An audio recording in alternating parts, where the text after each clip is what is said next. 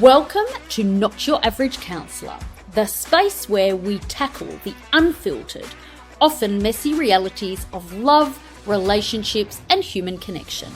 I'm V Vinci, and I am not your run-of-the-mill counsellor. With over a decade of experience working with clients and my own lived experiences to draw from, I help people all their hidden parts, the good, the bad, and the ugly. Because only when we face our truth can we step into our most authentic selves. This series, Messy Truths, is where we dive headfirst into the things we're all thinking, but nobody's brave enough to say out loud. You know, those 2 a.m. thoughts that make you question everything about your relationship, your choices, your sanity. We're breaking down the tough questions people are often afraid to ask. The ones that make you squirm, laugh nervously, and then immediately text your friend saying, "Oh my God, did you hear that episode?" We'll explore the emotional, psychological, and social dynamics at play. Have you ever wondered if it's manipulative to use your partner's insecurities to win arguments? Or questioned whether you should stay with someone who refuses to work on their mental health? If you've ever found yourself thinking, is it selfish to not want children when my partner desperately does? Or should I fake orgasms to protect my partner's feelings? You're not alone, and you're definitely in the right place. No sugarcoating, no cliches, just honest conversations about the messy, complicated, sometimes hilarious reality of being human in relationships. This is where your inside thoughts finally get their moment in the spotlight. Let's get uncomfortable together. Hey there, welcome back to Not Your Average Counsellor. I am V Vinci, and today we are diving into one of the most emotionally loaded, confusing, and often painful dilemmas people face in relationships.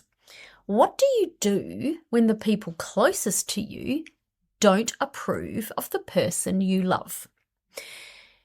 Do you listen to their warnings, or do you follow your heart? Do you trust your own lived experience, or do you trust the people you've known the longest? It's very messy, it's super personal, and it can leave you feeling torn between loyalty to your partner and loyalty to your support network.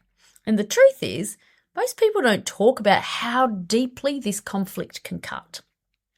So let's start with why people disapprove in the first place. Families and friends can disapprove of partners for all sorts of reasons. Value clashes. Maybe your partner's lifestyle doesn't align with theirs. Protective instincts. They're worried about your well-being. Sometimes it's even jealousy. People can feel replaced or sidelined. What about if it's past experience? They've seen you hurt before and they don't want history repeating. But here's the thing, disapproval is rarely neutral. It's loaded with emotion, history, and bias. Your mum might say, "I don't like how he talks to you," but it comes out sounding controlling.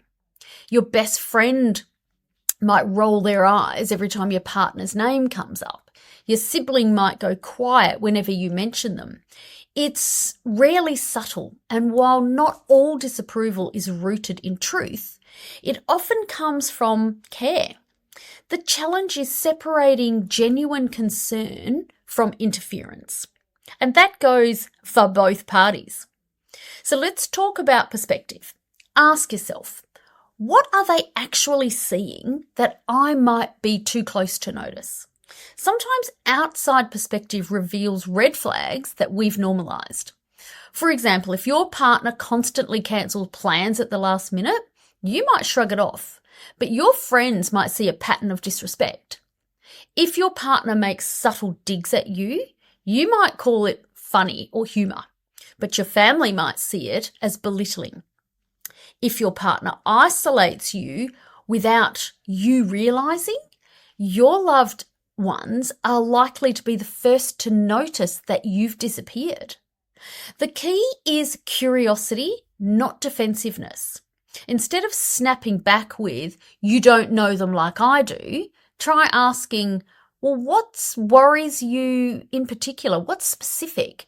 that shift opens space for dialogue rather than conflict. It moves you from protection mode into reflection mode. And here's the part that, a lot of people skip. Families and friends don't come to the table neutral. They project their own experiences, their beliefs, and their expectations. Maybe your dad had a controlling partner years ago, so he's hyper alert to any signs of dominance. Maybe your mum stayed too long in a bad relationship, so she's terrified that you'll repeat her story. Maybe your friend went through a messy breakup and now distrusts anyone who reminds them of their ex. And maybe your sibling has always been protective of you and sees any partner as a threat. Their version of love or respect may not match yours, and that's okay. But it's important to recognise when their concerns are about their story and not yours. Now let's talk about what happens if they're actually right. Sometimes the criticism is valid. Signs include you feeling anxious or defensive every time the relationship is discussed. If you've started hiding details or making excuses for your partner's behaviour, well, there are some recurring patterns of disrespect, isolation, or control. You might feel the need to protect your partner from your family's opinions, or you feel torn between the version of your partner that you see and the version that others see. I once worked with a woman who brushed off her family's concerns about her partner's temper.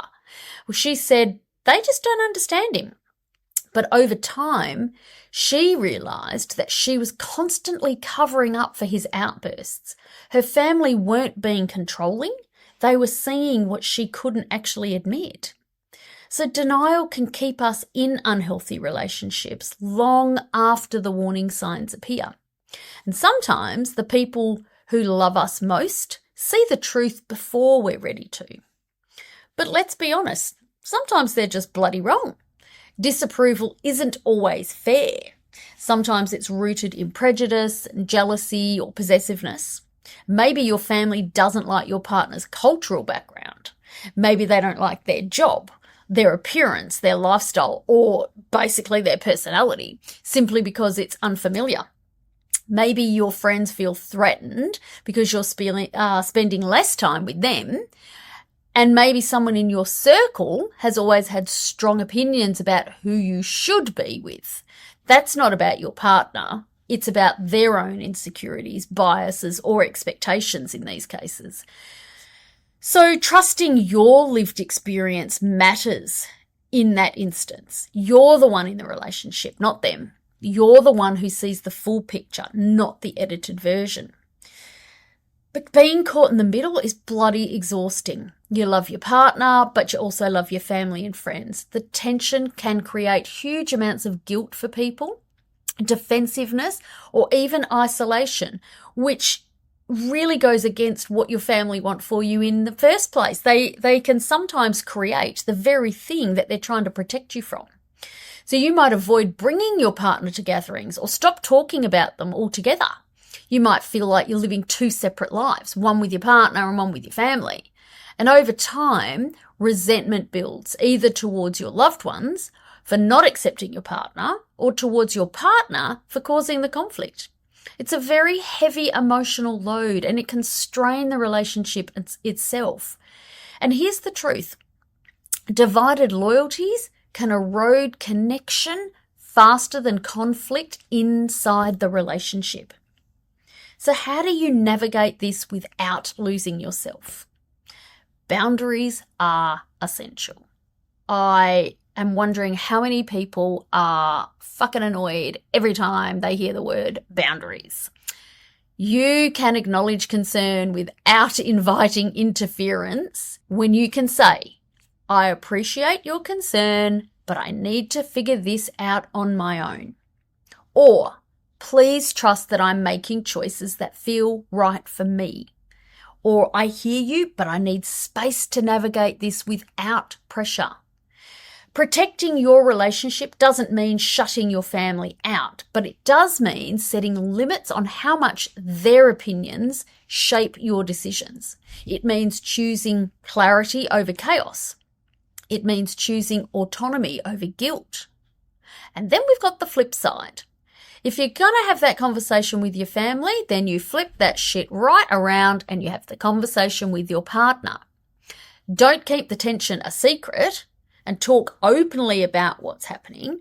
But, if they start to tell you, I don't want you to see your family, or you shouldn't be doing this, or they shouldn't be doing that, then again, create the same boundary going, I need the space to figure this out, but be open with them. How can we support each other through this without turning it into an us versus them dynamic? Pay attention to how your partner responds. Are they defensive, dismissive, or are they understanding? Do they take it personally, or do they stay grounded? Do they attack your family, or do they stay curious about it? Their reaction reveals an enormous amount about their emotional maturity. A partner who can handle discomfort without escalating it is a partner who can navigate conflict with you. A partner who turns this into a war is showing you something important. Now, sometimes reconciliation is possible. First impressions soften with time and consistency. Small bridges help. Shared meals, open conversations, gradual exposure.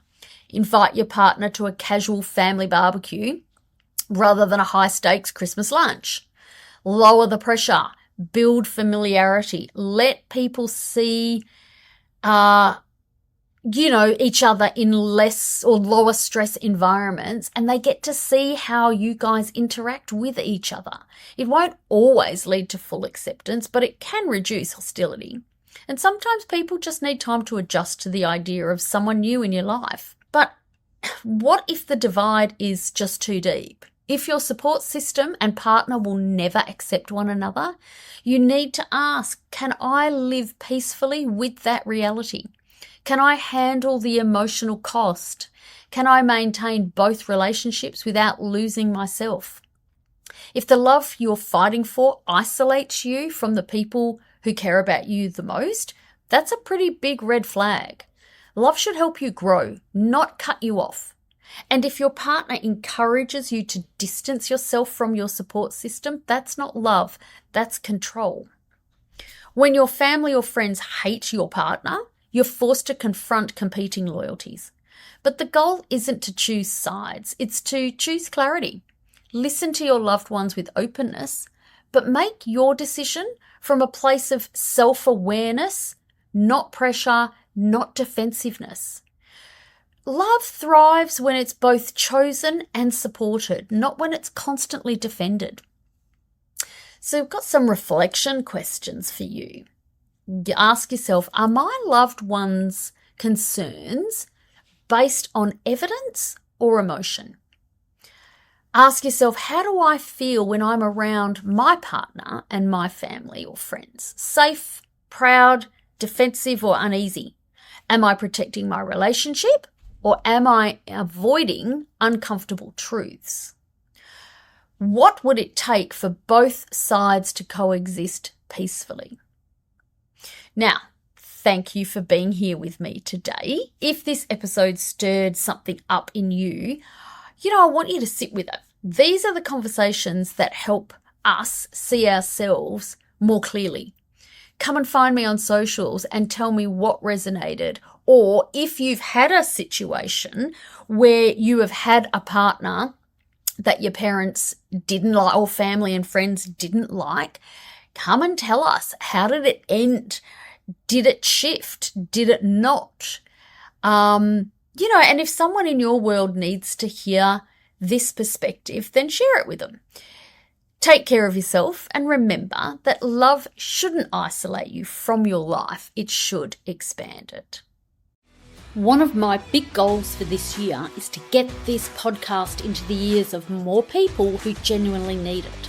So if this episode has made you think, feel, or see things a little differently, I need to ask you a favour. Follow it, rate it, leave a comment or share it with someone who might need it too. The more you pay it forward, the more I get to keep doing what I do and hopefully help a few more people along the way. And don't stop there. Be sure to tag me at @VVincieTherapist so that I can see and connect with you. I love hearing your thoughts and takeaways, so my inbox is always open. DM me anytime. Thanks again for listening. I'll catch you next time.